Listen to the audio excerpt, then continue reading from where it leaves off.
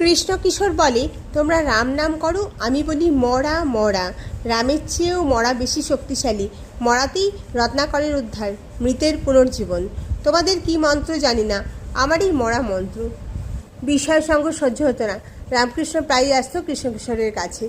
কৃষ্ণকিশোরের ঈশ্বর ছাড়া বাক্য নেই, ঈশ্বর ছাড়া স্তব্ধতাও নেই। কৃষ্ণকিশোর সচল তীর্থ, উদ্ঘাটিত শাস্ত্র। হলধারীকে দেখতে পারত না দু চোখে। একবার রামকৃষ্ণ আর কৃষ্ণকিশোর এক সাধু দর্শনে চলেছে। তুমি যাবে? জিজ্ঞেস করলো হলধারীকে। হলধারী বললে, পঞ্চভূতের একটা খাঁচাকে দেখে লাভ কি? খেপে উঠল কৃষ্ণকিশোর। যে লোক ঈশ্বরের নাম করে, ঈশ্বরের ধ্যান করে, ঈশ্বরের জন্য সর্বস্ব বিসর্জন দিয়ে এসছে, সে খাঁচা? সে জানে না যে ভক্তের হৃদয় চিন্ময়। কচু।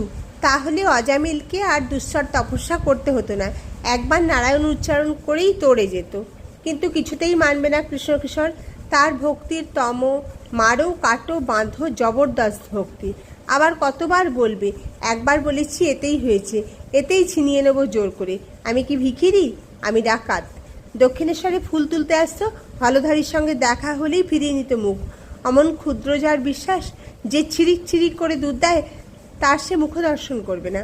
একদিন রামকৃষ্ণ গিয়ে দেখে কৃষ্ণকিশোর কি ভাবছে বসে বসে।